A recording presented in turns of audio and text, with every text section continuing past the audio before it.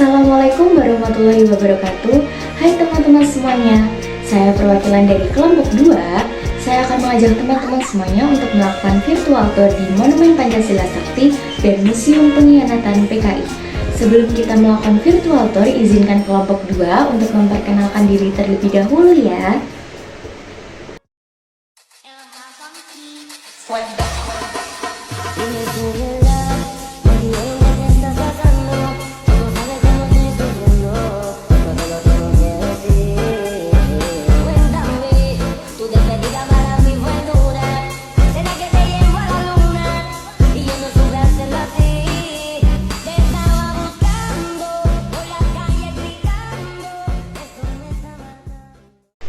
Monumen Pancasila Sakti dan Museum Pengkhianatan PKI. Jika teman-teman ingin berkunjung ke Monumen Pancasila Sakti, tenang aja, teman-teman juga bisa berkunjung ke Museum Pengkhianatan PKI karena dua tempat itu masih dalam satu kawasan di Jalan Raya Pondok Gede, Lubang Buaya, Cipayung, Jakarta Timur. Nah, biasanya masyarakat umum mengenal Monumen Pancasila Sakti ini sebagai Museum Lubang Buaya. Nah, kawasan ini tuh merupakan kawasan peninggalan peristiwa dari G13 PKI. Teman-teman pasti sudah tidak asing ya dengan G13 PKI. Nah, di kawasan ini terdapat 3 rumah yang dialihfungsikan oleh PKI. Yang pertama sebagai dapur umum, yang kedua sebagai rumah penyiksaan, dan yang terakhir sebagai posko dari Cakrabirawa. Cakrabirawa sendiri merupakan pasukan pengamanan presiden yang disebut-sebut sebagai bagian dari PKI.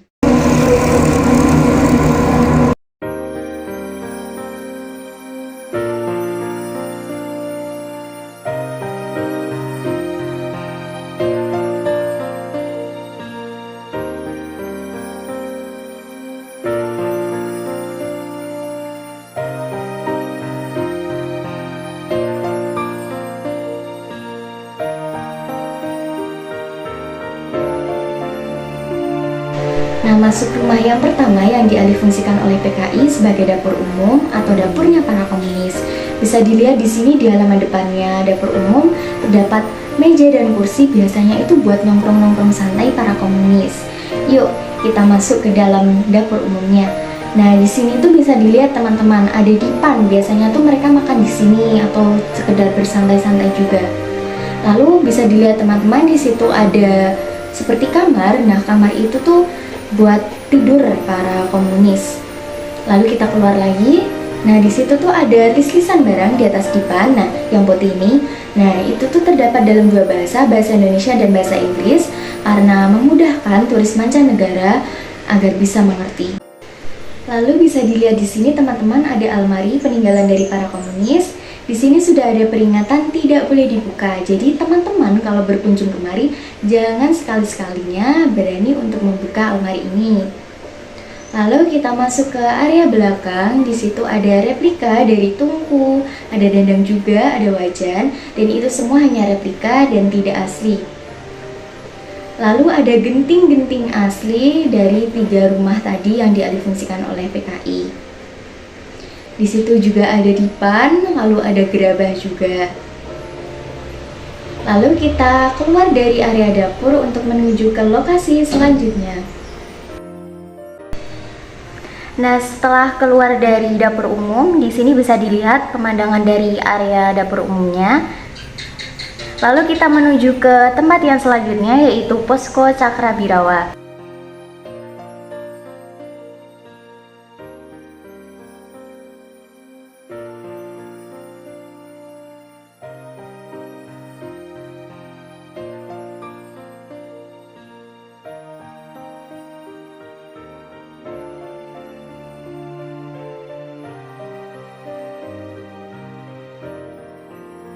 Nah, kita masuk area posko dari Cakrabirawa. Di tempat ini biasanya para komunis itu melakukan rapat membahas siasat mereka dalam menculik para jenderal. Lalu kita masuk ke dalamnya. Nah, bisa dilihat di sini tuh ada meja dan kursi biasanya untuk bersantai-santai para komunis. Lalu di sampingnya ada kamar yang pertama. Kamar pertama ini berisi dipan, bisa dilihat di sini dipan biasa buat duduk-duduk. Lalu kita masuk ke area tengah dari rumah ini. Di sini ada kamar 2, di dalamnya tuh ada tempat tidur para komunis. Lalu kita keluar, di situ ada buffet dan ada almari. Lalu di seberangnya itu ada mesin jahit.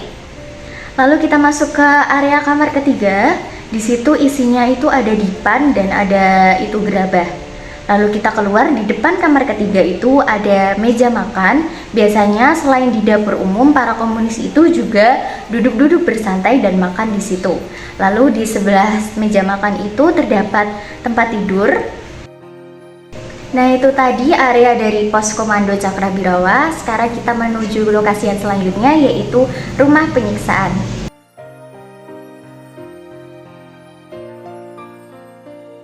Selanjutnya kita masuk ke rumah penyiksaan. Di dalamnya ini terdapat diorama-diorama dari pahlawan revolusi yang disiksa hingga mati. Ada juga yang disekap dan ada juga yang meninggal di tempat, seperti Bapak Jenderal Ahmad Yani, Bapak MT Haryono, dan ada Bapak Jenderal DI Panjaitan. Dan di sini tuh kita sajikan film dokumenter agar kita bisa melihat gambaran langsung dari peristiwa tersebut.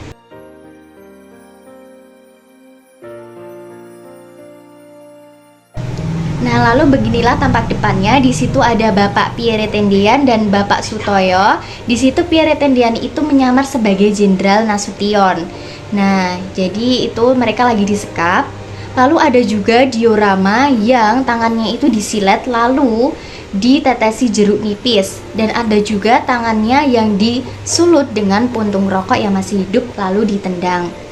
Setelah para pahlawan revolusi itu merasa tak berdaya karena sudah disiksa, ditendang, dan disekap, akhirnya pahlawan revolusi pun meninggal. Lalu jenazahnya diseret dari pintu menuju ke samping, menuju ke lubang buaya. Nah, lokasi lubang buaya ini tepat di sebelahnya rumah penyiksaan.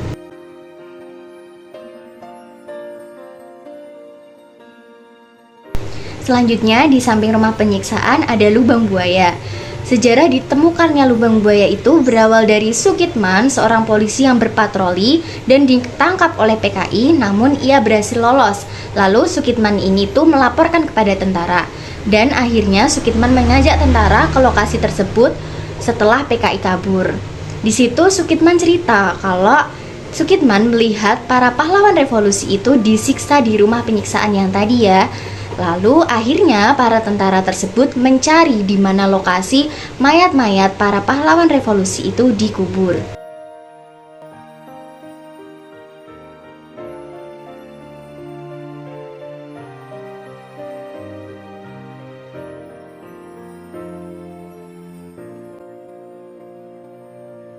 Jadi di sini para tentara mencari lokasi di mana para pahlawan revolusi itu dikubur, lalu menemukan sebuah gundukan yang tanahnya masih basah, yang di atasnya terdapat pohon pisang, bisa dilihat di sini. Nah, di situ lalu para tentara mencabutnya dan ternyata di dalamnya itu terdapat para mayat dari pahlawan revolusi tersebut.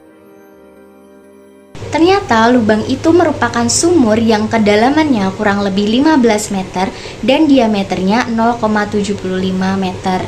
Nah, di situ di dalam lubang tersebut itu yang paling bawah sendiri ada Bapak Panjaitan, lalu Ahmad Yani, lalu Sutoyo, Haryono, lalu ada Suprapto, ada S. Parman, dan yang terakhir yaitu Pierre Tendian.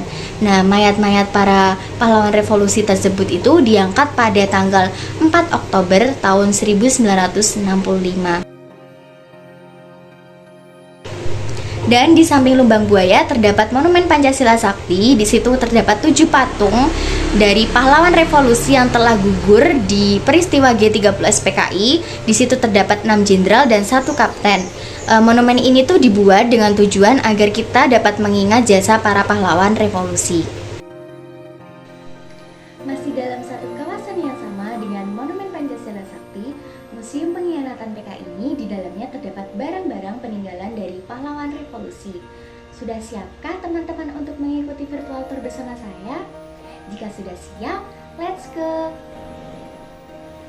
Dan selanjutnya kita menuju ke Museum Pengkhianatan PKI. Kita masuk dan di situ ada denah, yaitu yang ke kanan kita melihat koleksi para pahlawan dan yang ke kiri yaitu kita bisa melihat film dokumenter dari G30S PKI. Kita akan menuju yang ke kanan yaitu koleksi para pahlawan. Nah, di situ tuh kondisi dalamnya seperti itu, banyak koleksi-koleksi yang akan kita bahas satu persatu.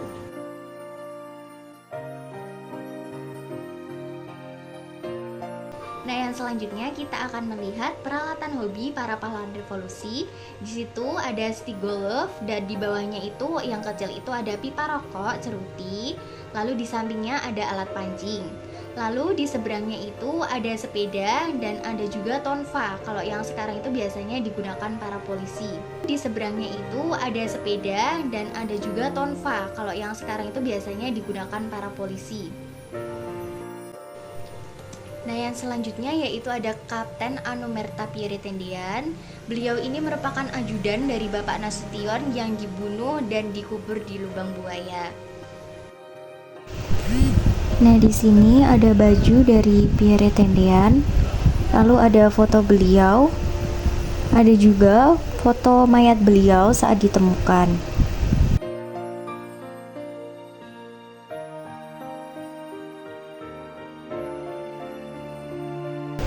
Di sampingnya terdapat koleksi pribadi dari Pierre Tendian.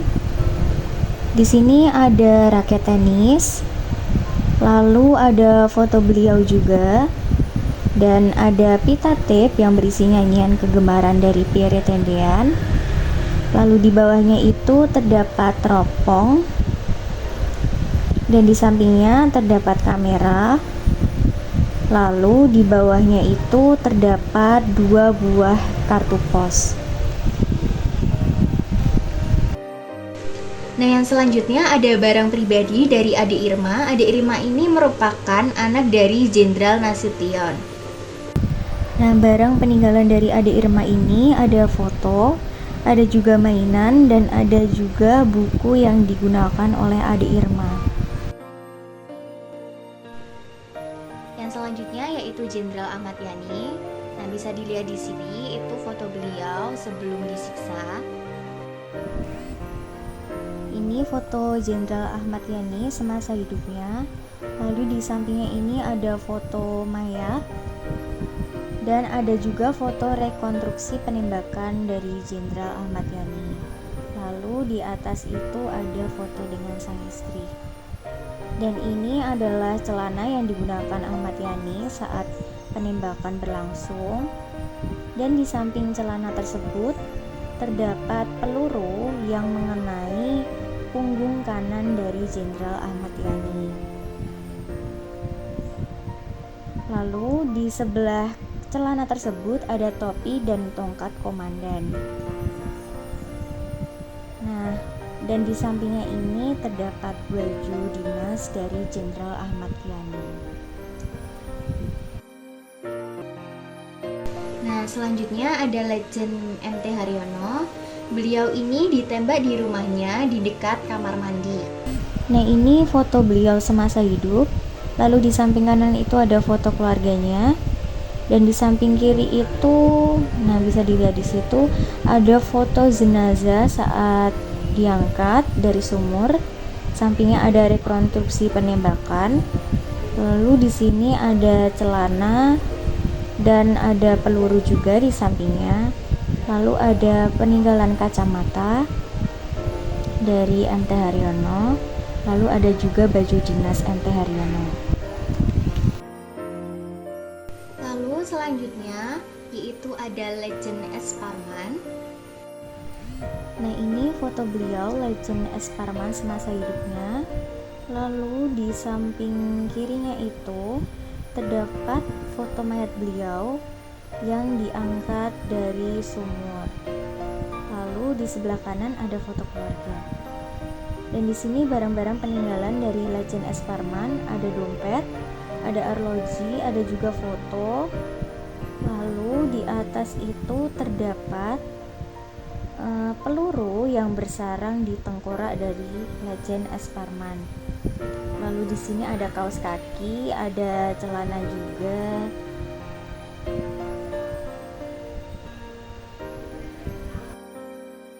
Lalu selanjutnya ada Mayor Jenderal D.I. Panjaitan.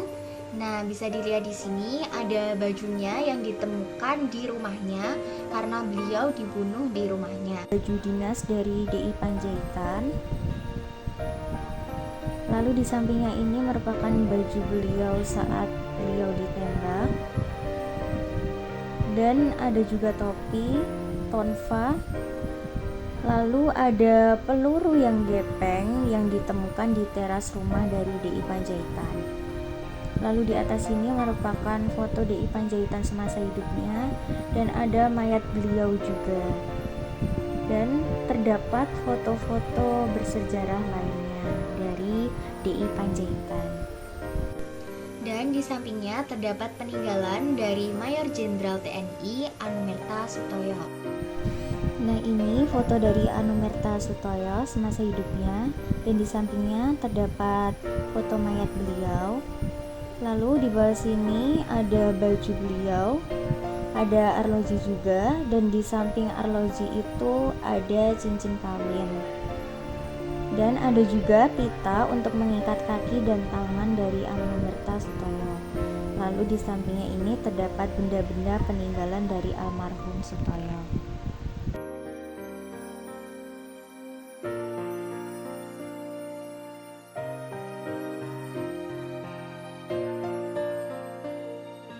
Nah, selanjutnya ada Letnan Jenderal TNI Anumerta R. Suprapto.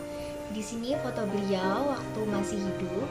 Di sini terdapat foto mayat beliau dan di situ juga terdapat foto beliau dengan sang istri.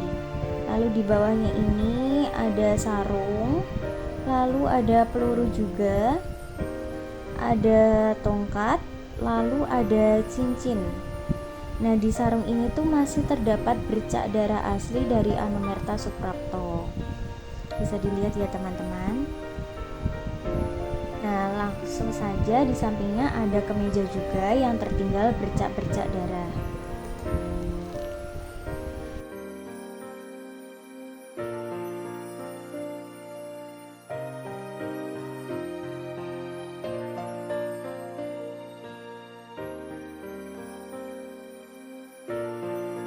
Lalu di sini terdapat alat untuk mengangkat jenazah berupa oksigen. Kenapa sih oksigen? Karena di dalam sumur itu minimnya oksigen sehingga para pengangkat jenazah para jenderal itu harus menggunakan oksigen. Yang selanjutnya ada Aib Anumerta Tubun. Beliau ini dibunuh oleh para komunis dan menjadi korban salah target dari para komunis.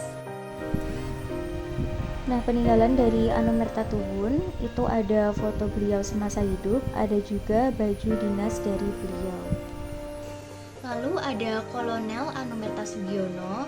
Di sini Kolonel Anumerta Sugiono ini ditemukan jenazahnya itu sudah tidak berbentuk karena terlalu banyak disiksa. Berikut foto dari Anumerta Sugiono.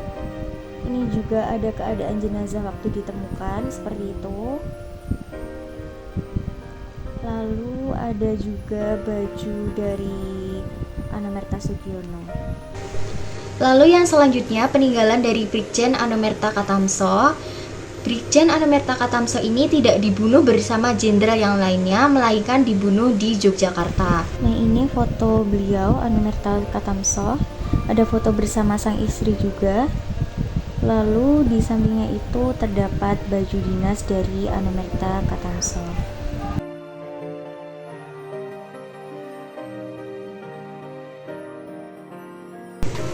Nah, itu tadi akhir dari virtual tour pada kali ini. Semoga teman-teman menjadi lebih tahu tentang Monumen Pancasila Sakti dan Museum Pengkhianatan PKI. Akhir kata dari saya, wassalamualaikum warahmatullahi wabarakatuh. Sampai jumpa.